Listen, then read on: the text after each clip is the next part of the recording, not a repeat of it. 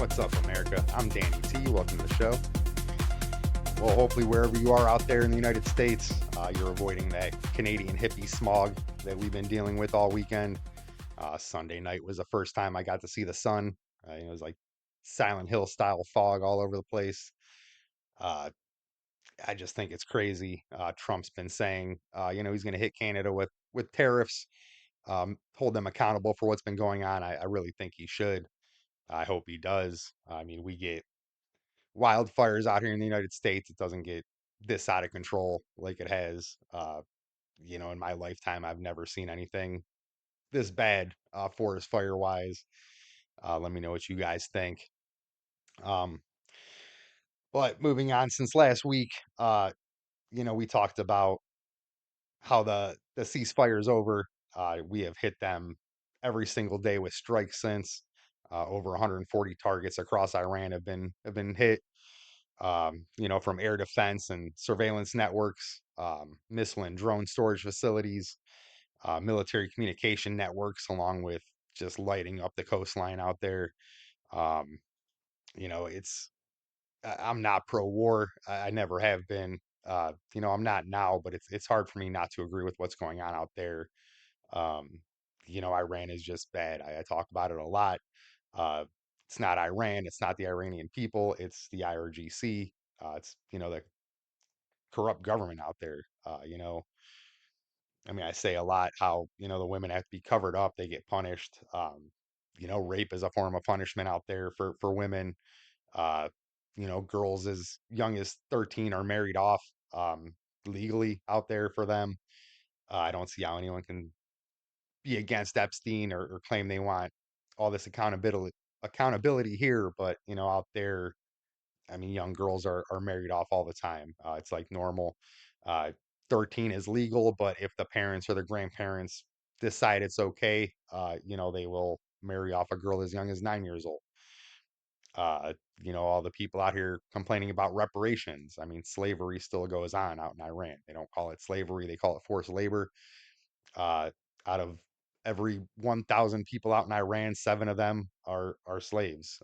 They're forced labor or uh, they're involved in uh, like the sex trade. They're getting sold off.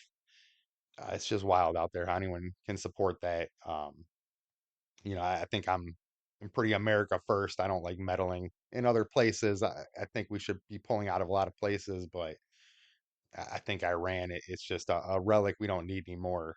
That type of mentality.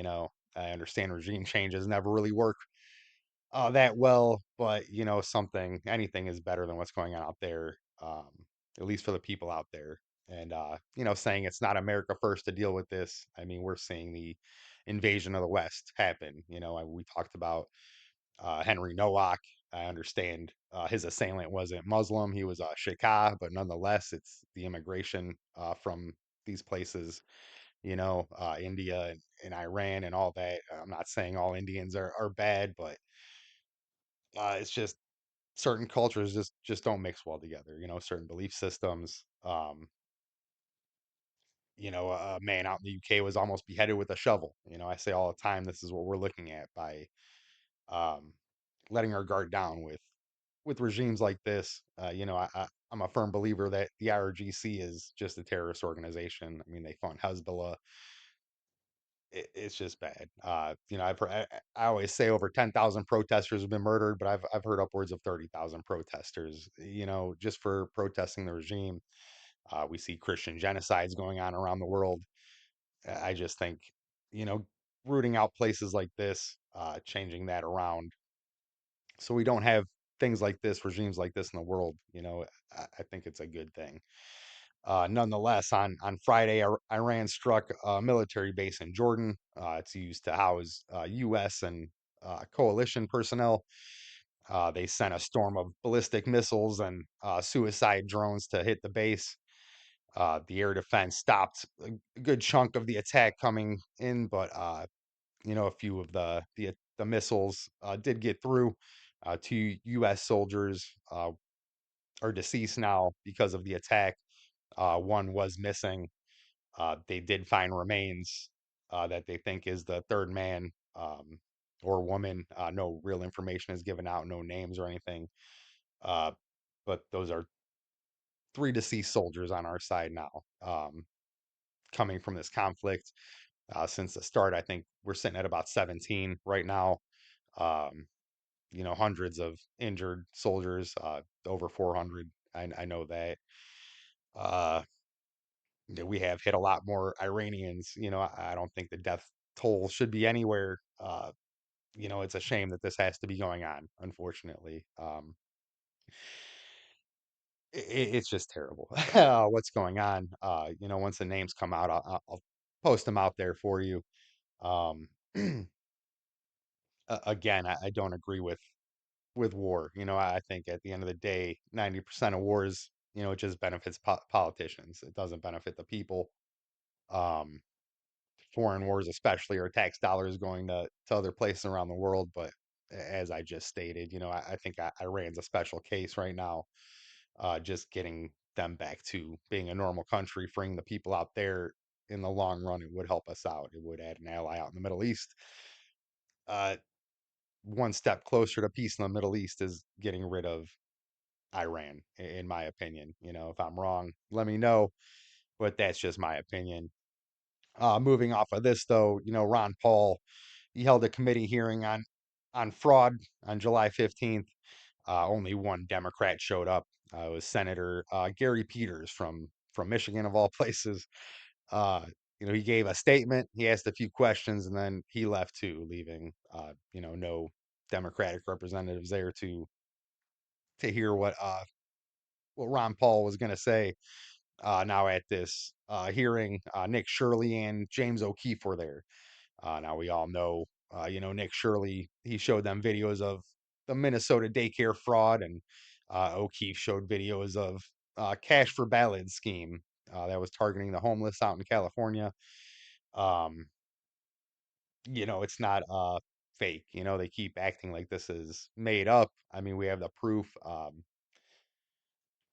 A lot of people were arrested out in Minnesota. I think 15 of them pled guilty at least. So the fraud is going on. There's definitely a paper trail that's, uh, people are trying to push out there, but the Democratic, uh, representatives are hiding it, in my opinion. You're not hearing about it from them. They claim it's not going on. Stories get buried. Uh, Suppression is what it is. People need to be held accountable for what's going on. Not just the people, but these governors and these government officials that are letting this happen. In my opinion, are just as bad. Um, Now, Ron Paul pointed out the flaws in our system, and how government involvement in these schemes is just stealing money from the taxpayers, which he's not wrong.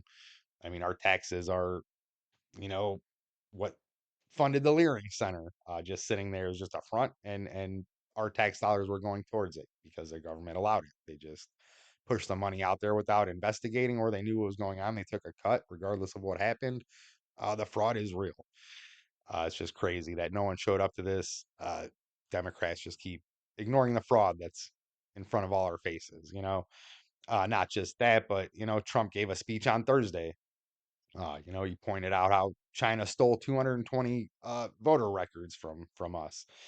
Uh, you know, uh, there was an intelligence cover up that he was pointing out, which is crazy to me that our own intelligence was working against the United States, in a way, against us. I think those people should be held accountable too. Um, it's just insane. DHS discovered that 278,000 non-citizens were voting, which is insane.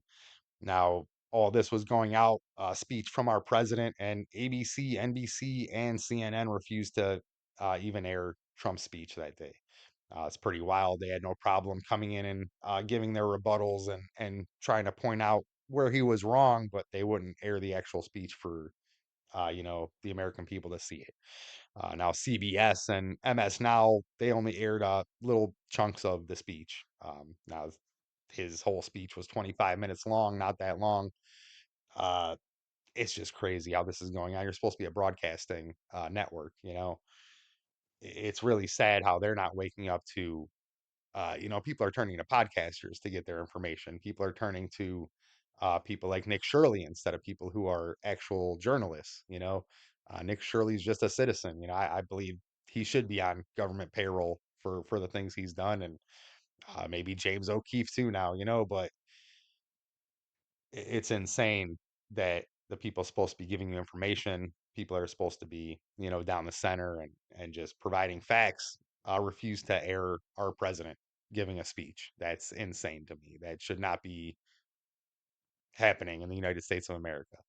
Um, Again, especially our president. They keep claiming that the right is fascist, the right is, the bad ones trying to lie to you or suppress information or not being transparent. Yet, uh, I just listed off five news companies that won't air our president. The president of the United States is not allowed to talk on their networks. Just for a second, think how crazy that is. That's some third world bullshit, in my opinion. It's just crazy. There's been talk that they might get their licenses revoked, and I think every last one of them should. This is not It's not okay. It's not okay. This is, communist China bullshit, in my opinion. It's not what America's supposed to be. Um, I have suffered through every single Joe Biden speech with the nonsense he talked with, corn pop and all the bullshit that came out of his mouth, the nonsense. And I sat through every speech because he was our president, just to hear what he was going to say so I can have an opinion for myself. And it's sad that these networks are not giving the American people that option. It's sad. It's sad that I had to watch his speech on an app instead of just regular TV, or anyone out there. It's just insane. But nonetheless, you don't have to take my word for it. As always, all my sources will be down in the video description. If you like the things I talk about, give my channel a like, share, and subscribe. Follow me on Rumble. It's where I like to be. If you can't get enough of my politics, you can follow me on Facebook now. Um, yeah, it's all I got. See you later, America.